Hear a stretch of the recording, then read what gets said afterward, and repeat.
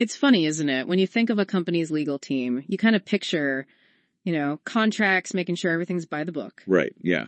Keeping things legally sound, but in a kind of, narrow way. Exactly. But especially for our listeners, folks who want to keep up with the latest and how businesses really work, it's way more than that now. Oh, absolutely. I mean, the whole business landscape's become so much more complex. Regulations everywhere you look, right? You got it. So legal teams can't just be reacting to stuff anymore. They got to be ahead of the curve, spotting potential legal risks before they blow up into major issues. Makes total sense. So they're basically shifting from firefighters to preventative architects. That's a great way to put it. They're building the legal framework to support the entire organization. And that's exactly what we're going to unpack today. Okay, so what are we diving into today? We've got this really insightful article called ERM Chapter 13, Embedding ERM in Legal by Pritesh Biswas. Catchy title, love it. Well, it dives deep into this growing trend, where legal teams are expected to be active players in formal enterprise risk management, ERM. ERM. That's basically the big picture system companies use to manage all their major risks, right? Bingo. And our mission today is to pull out the key insights from this chapter. We want to help you grasp what this expanded role of legal risk management really means, why it's become so crucial, and what those fundamental elements are to do it right. Okay, cool. So right off the bat, this article connects legal's evolving role to the ISO 31000 framework. That's right. So we're not just talking about legal risk in a vacuum. It's about how it fits into those broader, globally recognized risk management principles. So it's all connected. Gotcha. All right, let's dive into this new world of legal risk. Sounds like it goes way beyond just giving legal advice when something goes wrong. Oh, way beyond. The article's clear on that. Legal risk now has a much wider impact. It's not just about lawsuits or fines anymore. It's about reputation, too. Oh, yeah, reputation. Huge these days. One wrong move and it's all over social media. Exactly. And that can have lasting, serious consequences. It also includes direct financial hits from, legal missteps, and even disruptions to a company's core operations. So it's not just about ticking those compliance boxes anymore, is it? Nope, not at all. Legal teams need to be much more forward-thinking. They need to actively hunt for potential legal weak spots before they turn into disasters. Okay, so more proactive, thinking ahead. Exactly, putting strategies in place to manage these risks, trying to reduce how likely they are to happen and how bad the impact could be. Gotcha. So that could be anything from scrutinizing contracts for risky clauses to analyzing new initiatives for potential legal snags. Exactly. And this isn't just an internal shift either. Yeah. Other departments, even regulators, especially in finance, they're all expecting legal to be a core part of this formal risk management process. So it's like everybody's realizing legal isn't just a side thing anymore. It's crucial to making good decisions and keeping the whole company strong. Precisely. And for you, keeping up with these changes is key because it shows how legal's adapting, how their expertise is now essential in way more areas. Okay, so we've established legal risk is broad and evolving, but how do we actually define it now? The article mentions different perspectives, right? Right. It talks about a narrow and a broad view. Okay, narrow versus broad. Tell me more. So the narrow definition, it's very inward focused. It's all about risks that are directly linked to the legal team itself. Stuff like hiring decisions, whether to have in-house lawyers or use external firms, the quality of advice they're giving, professional conduct, Sounds very legal department-centric. It is, but the article argues this view has blind spots. It misses a whole bunch of legal risks that start outside legal, but can really hammer the business. Oh, interesting. Like what? Well, think about financial crime. Legal might not be solely responsible for stopping it, but there are big legal aspects to it. Sure, yeah. Or contract disputes that can cause huge disruptions even if the sales team negotiated the contract right. Right. And then there's intellectual property. Super important for a company's competitiveness and deeply rooted in legal frameworks. So those are all things that could have serious legal consequences, but other parts of the company are handling them day to day. Exactly. And that's where this broader definition comes in, which the article really pushes for. Okay, what's that? It basically says any business risk with a legal angle, it's legal risk, no matter which department's running the show. So if legal isn't in the loop from the start, important legal stuff could get overlooked. Absolutely. Imagine a complex contract being hammered out by sales. If legal isn't involved early on, those hidden legal risks might not surface until it's too late. Yikes, that's a recipe for disaster. And here's a crazy stat from the article. A lot of companies haven't even defined what legal risk means for them. 41% of non-banking companies, and 14% of banking companies. No clear definition. Wow, that's a lot. How can you manage something if you don't even know what it is? Exactly. And even where definitions exist, there's no real consistency because there's no industry standard. So it's a bit of a Wild West out there. Kinda, yeah. The article does give some historical context, though. Legal risk hasn't always been its own category, Yeah.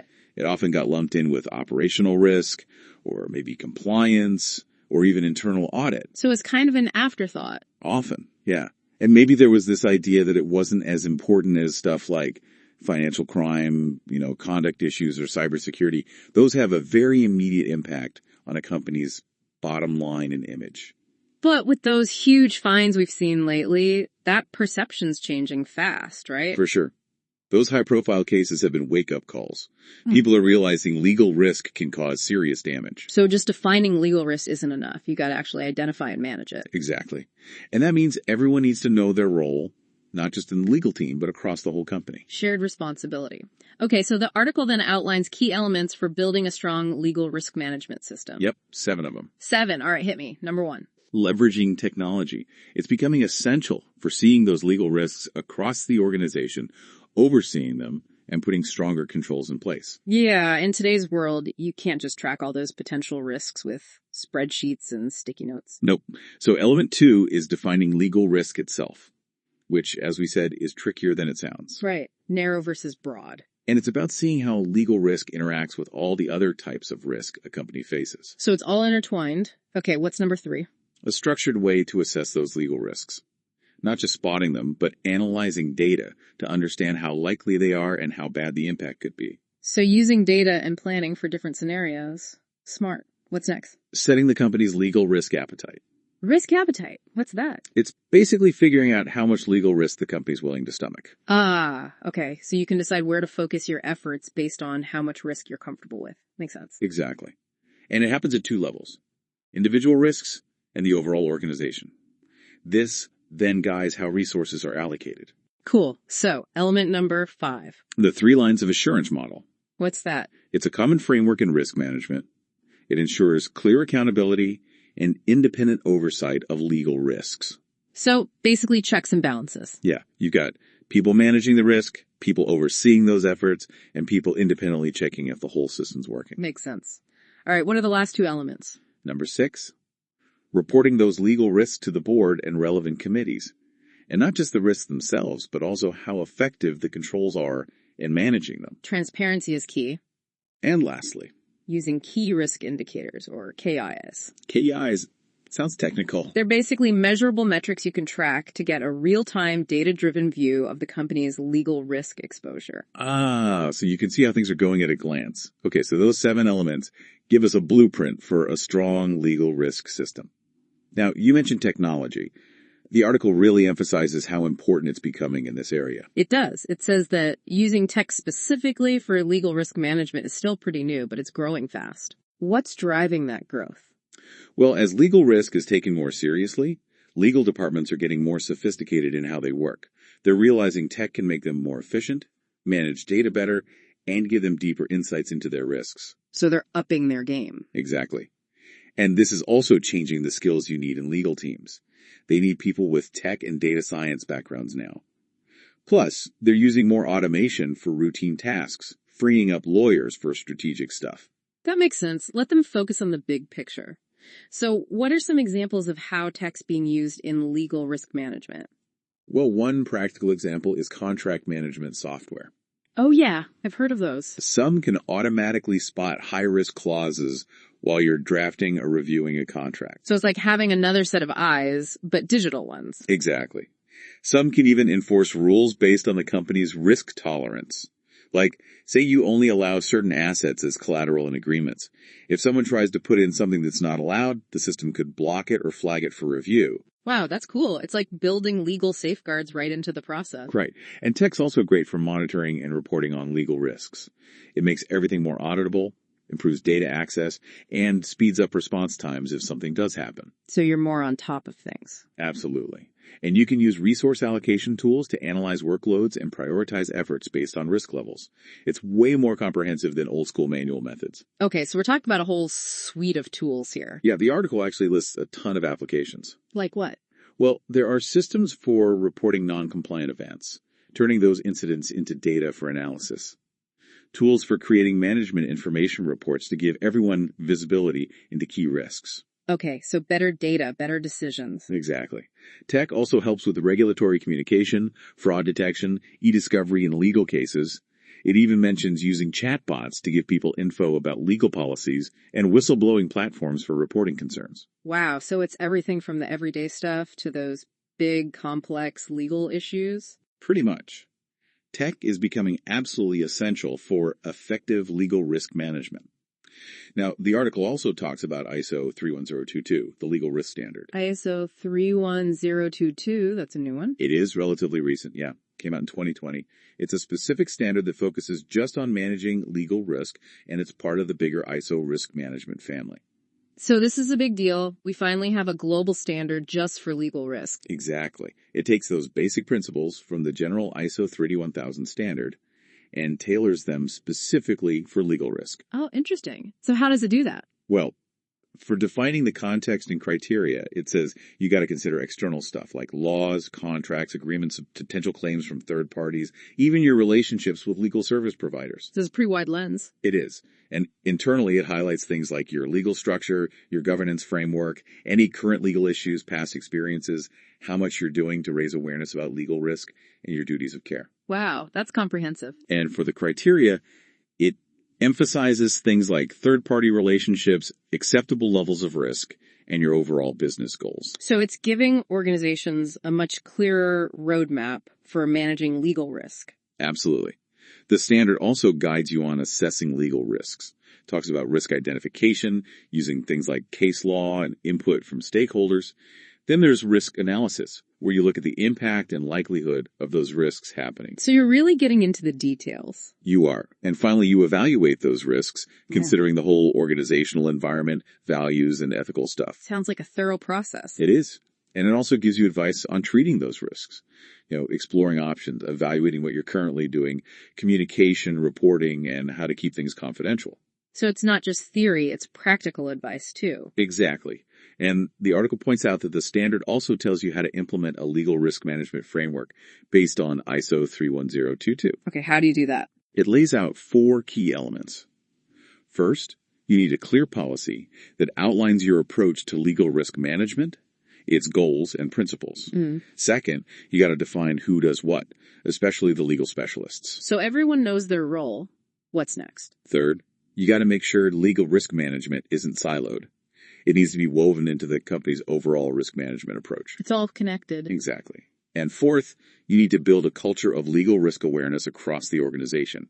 Training for everyone, from legal experts to regular staff, and even management. So it's about creating a shared understanding. Exactly. And the appendices of the standard have a bunch of practical tools you can use. Oh, like what? There's a legal risk identification matrix, which helps you categorize potential risks, a template for a legal risk register, so you can track risks, their impact, and the controls you have. There are even guides for figuring out how likely a risk is to happen and how bad the consequences could be. And get this, a list of key contract clauses to watch out for, covering things like capacity, title transfer, cancellation, payments, damages, warranties, indemnities. So it's like a whole toolkit for managing legal risk. That's pretty cool. So the article then moves on to assessing and controlling those risks once you've identified them. Yeah. And it reinforces the point that managing legal risk is a team effort. It's not just on legal shoulders. Everyone's got to play their part. Exactly. The general counsel, or head of legal, they need to understand the company's overall legal risk level and make sure the right structure, resources, and expertise are in place. They've got to consider the industry, the regulations, the company's structure, and its strategy. So it's a big picture role. It is. And you need to systematically evaluate legal risk across all areas of the business, using a standard framework and considering things like regulatory impact, customer concerns, financial and reputational risks, and historical data. So you're taking a data-driven approach. Exactly. The article even talks about organizations formally defining their legal risk appetite. We touched on that before, We right? did. It's basically saying, this is how much legal risk we're comfortable with. And it often varies depending on the type of risk, the location, and even the specific business unit involved. So it's not a one-size-fits-all thing? Nope. And when it comes to actually controlling those risks, there are a few options. Like what? You could try to eliminate the risk altogether, transfer it to someone else, like through insurance, manage it reactively as things pop up, or be proactive and put controls in place to reduce the likelihood and impact. So a range of approaches depending on the situation. Exactly. And the controls you need depend on the risk level. For low-risk stuff, simple controls might be enough. But for high-risk areas, you need much stronger measures. And it's not just legal managing all these controls, right? Right. Sometimes business teams are responsible for managing certain legal risk controls, like using standard contract templates or following approval rules. But legal still has a role to play. Oh, absolutely. They need to make sure those controls are working, being used consistently, and getting reviewed and updated as needed. So it's a collaborative effort. It is. This whole approach, assessing and controlling legal risks, it's crucial for building a strong legal risk management framework. This comprehensive approach to legal risk management must have a big impact on a company's strategy and day-to-day operations. Right, yeah, totally. How a company decides to use its legal resources shapes its whole legal strategy and how it operates. Do they handle things in-house or outsource? What kind of legal expertise do they need? How much do they use tech to manage risk? All those decisions stem from this. So it's not just about legal stuff, it affects the whole company. Absolutely. And to do this right, you need to work with experts beyond the legal team. So it's not just lawyers in a room anymore. Nope. The article talks about the importance of collaborating with legal COOs, legal project managers, risk professionals, tech specialists. What do they bring to the table? Well, the legal COO focuses on the legal department's efficiency. Project managers bring their expertise to legal matters. Risk professionals are great at developing and implementing controls. And tech specialists can help with choosing and using legal risk management tools. So it's a whole team effort. It is. And these collaborations are especially important when you're dealing with new technologies, which come with their own legal risks.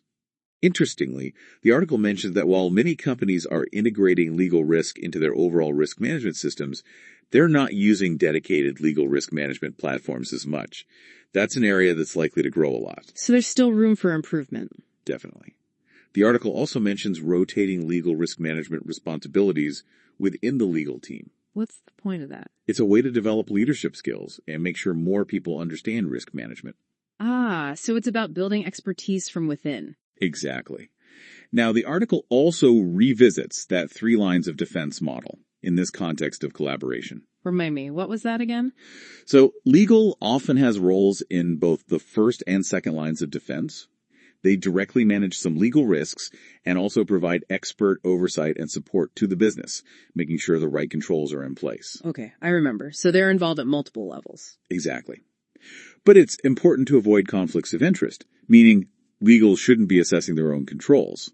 That's where internal audit comes in as the third line of defense. So it's about having independent checks and balances. Exactly. And building legal risk awareness across the whole organization is super important too. How do you do that? Well, legal needs to proactively educate other teams about the legal risks in their work. The goal is to prevent those issues from popping up in the first place, not just tell people to follow rules blindly. So it's about explaining the why behind the rules. Yes. And it goes both ways. Risk and tech experts need to train legal on the latest best practices and technologies so they can spot and address new legal risks. It's a two-way street of learning and collaboration. So it's about breaking down those silos and creating a shared understanding. Exactly. Now let's talk about monitoring and reporting on legal risk. Okay, once you've got that legal risk framework in place, what's next? Well, you got to set up effective monitoring and reporting systems. That's how you see how well things are working, spot new risks, and fix any weaknesses in your controls. Technology is super important here. Yeah, we talked about that before. Right. But its use in legal risk monitoring is still evolving. We're seeing things like contract management tools being used to automatically track deviations from standard clauses, which could signal potential risks. So you can spot those red flags early on. What else should companies be monitoring when it comes to legal risk? Well, legal needs to define what specific things they want to track right from the start. What metrics and indicators matter most based on their risk appetite and the key risks they've identified. Makes sense. So you're tailoring it to your specific needs. Exactly. And for global companies, monitoring works best when it's close to the local business context, but still somewhat independent. This helps you understand local nuances and respond faster to emerging risks. And then you have centralized oversight to ensure consistency, especially for those big systemic risks, like competition or data privacy. So it's a balance of local knowledge and global oversight. Right. Now, one tricky thing is evaluating how well the legal function itself is doing in managing risk. Yeah, that seems tough. Legal work is often based on judgment, not just clear-cut rules. It is a challenge. It's easier to assess standardized processes with controls and testing, but evaluating judgment calls is harder. So how do you do it? The article mentions peer reviews within the legal department or using independent legal assurance teams. There are also risk-based approaches, like in auditing, where you focus on testing key controls and assessing their effectiveness through sample testing. So you're borrowing ideas from other areas of risk management. Exactly. And regular transparent reporting is crucial too. Of course. You got to keep everyone informed. Legal risk management means reporting to governance bodies, like risk and audit committees and the board. You also need a clear escalation process for serious issues. So if something big comes up, everyone knows who to tell and what to do. Right. Now, many companies focus their reporting on litigation risks, but a mature approach should include a broader range of risks, like those related to contracts, intellectual property, competition, data privacy, and regulations. So it's about a holistic view of legal risk. Exactly. And those key risk indicators, KRIs we talked about, can trigger automatic reports when certain thresholds are crossed. That reduces the reliance on subjective judgments. So you're using data to make those decisions more objective. Exactly. But the article also mentions some common challenges with reporting. What are those? Data quality and access are often problems.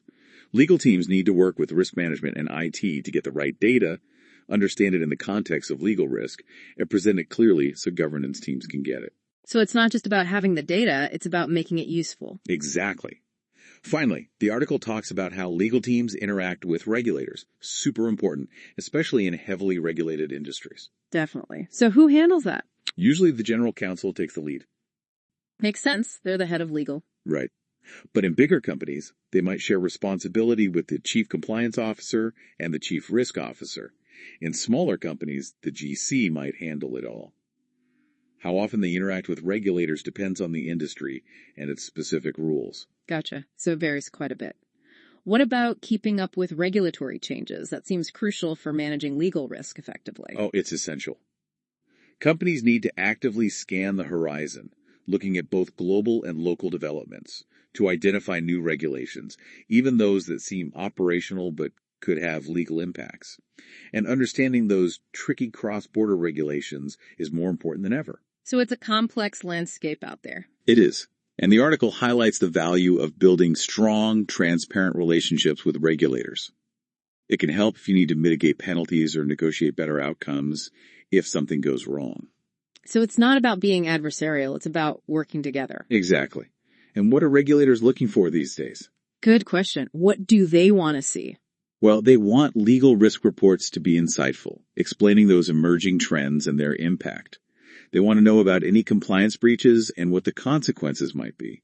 And they want a full picture of your interactions with them and what you learned from those. So they're looking for transparency and a proactive approach. Exactly. And in finance especially, they're really interested in how legal risk management fits into the company's overall risk management framework. They want to see that it's not just a siloed function, but integrated into everything else. Precisely. Well, it's been really eye-opening to dive into this article. It's clear that legal teams are playing a much bigger, more strategic role than ever before. They're not just waiting for legal issues to pop up. They're actively identifying and managing risks across the whole business. I agree. And for our listeners, understanding these core concepts is really valuable. We've talked about the broader scope of legal risk, the elements of a strong management framework, the growing impact of technology, the guidance from ISO 31022, and those critical aspects of assessment, control, monitoring, reporting, and regulatory interaction. So much to think about. It is, but it helps you make sense of today's complex business and regulatory world. As you reflect on this discussion, consider this. How well is legal risk management integrated into the organizations you're familiar with? And are there opportunities to improve that integration and create a more resilient and successful business? Great question. Something for everyone to ponder. Well, thanks for joining us for this deep dive into the evolving world of legal risk management based on Pritesh Biswas's great article. You're welcome. And to our listener, thanks for being here with us. We hope you found it valuable and thought-provoking.